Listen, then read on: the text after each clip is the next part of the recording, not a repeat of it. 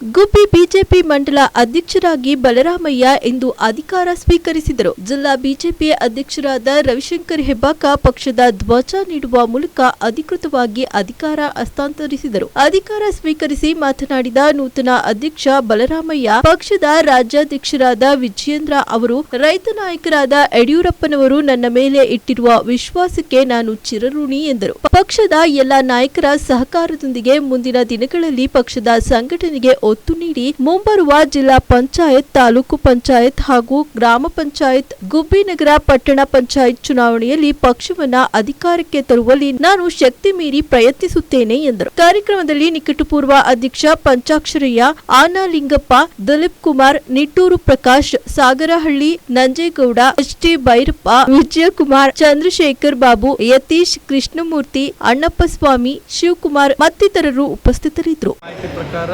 ನೀವು ಹೇಳಿದಂಥ ವ್ಯಕ್ತಿ ಭಾರತೀಯ ಜನತಾ ಪಾರ್ಟಿಯಲ್ಲಿ ಇಲ್ಲ. ಹಾಗಾಗಿ ಅವ್ರಿಗೆ ಯಾವುದೋ ಬಣ ಇರೋದಿಲ್ಲ, ಅವ್ರದ್ದೇನಿದ್ರು ಒಂಟಿ. ಹಾಗಾಗಿ ನಾನು ಅವ್ರ ಬಗ್ಗೆ ಮಾತನಾಡೋಕ್ಕಾಗಲ್ಲ. ನಮ್ಮ ಭಾರತೀಯ ಜನತಾ ಪಾರ್ಟಿ ಒಂದು ಡೆಮೊಕ್ರೆಟಿಕ್ ಪಾರ್ಟಿ. ಹಾಗಾಗಿ ಯಾರು ತಮ್ಮ ಅನಿಸಿಕೆಗಳನ್ನ ಹೇಳೋದಕ್ಕೆ ಸ್ವತಂತ್ರವಾಗಿರ್ತಾರೆ.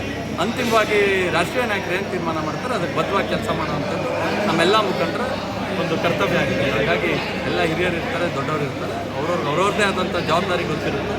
ಹಾಗಾಗಿ ಅವರು ತಮ್ಮ ಅನಿಸಿಕೆಯನ್ನು ಹೇಳದೇ ಇರೋ ರೀತಿಯಲ್ಲಿ ಕೆಲಸ ಮಾಡೋದಕ್ಕೆ ನಾವು ಕಾಂಗ್ರೆಸ್ ಪಕ್ಷ ಅಲ್ಲ, ಭಾರತೀಯ ಜನತಾ ಪಾರ್ಟಿ ಕಾರ್ಯಕರ್ತರು. ರಾಜ್ಯಾಧ್ಯಕ್ಷರು BY ವಿಜಯೇಂದ್ರ ಅವರು ಮತ್ತೆ 3 ವರ್ಷಗಳ ಕಾಲ ರಾಜ್ಯಾಧ್ಯಕ್ಷರಾಗಿ ಮುಂದುವರಿತಾರೆ. ಅವ್ರ ನೇತೃತ್ವದಲ್ಲಿ ಚುನಾವಣೆ ಮಾಡಿ 2028ರಲ್ಲಿ 130ಕ್ಕೂ ಹೆಚ್ಚು ಸ್ಥಾನಗಳನ್ನು ಭಾರತೀಯ ಜನತಾ ಪಾರ್ಟಿಯ ಕಮಲದ ಚಿಹ್ನೆಯಲ್ಲಿ ಪಕ್ಷ ಗೆಲ್ಲುತ್ತೆ.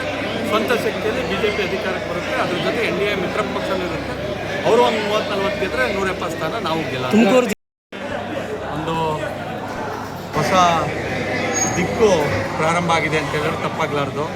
ಭಾರತೀಯ ಜನತಾ ಪಾರ್ಟಿಗೆ ಒಗ್ಗಟ್ಟಿನ ಸಮಸ್ಯೆ ಇತ್ತು ಅಂತೇಳಿ ಹೇಳಿ ಮತದಾರರು ಮಾತನಾಡ್ತಿರುವಂಥದ್ದು ನಿಮ್ಮ ಕಿವಿಗೂ ಬಿದ್ದಿತ್ತು.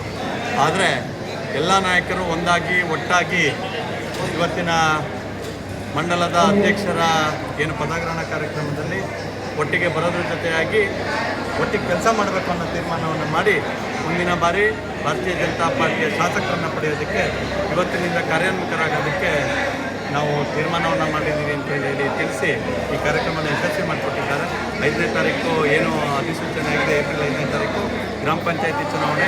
27ಲ್ಲೂ ಕೂಡ ಭಾರತೀಯ ಜನತಾ ಪಾರ್ಟಿಯ ನೇತೃತ್ವದ ಕಾರ್ಯಕರ್ತರು ಅಧಿಕಾರ ಚುನಾವಣೆ ಹಿಡಿಯೋದಕ್ಕೆ ನಮ್ಮ ಏನು ನೂತನ ಗುಬ್ಬಿ ಮಂಡಲದ ಅಧ್ಯಕ್ಷರ ನೇತೃತ್ವದಲ್ಲಿ ನಡೆಯುವಂಥ ಚುನಾವಣೆಯಲ್ಲಿ ಯಶಸ್ವಿಯಾಗಿ ಭಾರತೀಯ ಜನತಾ ಪಾರ್ಟಿ ಅಧಿಕಾರ ಹಿಡಿದಿದೆ.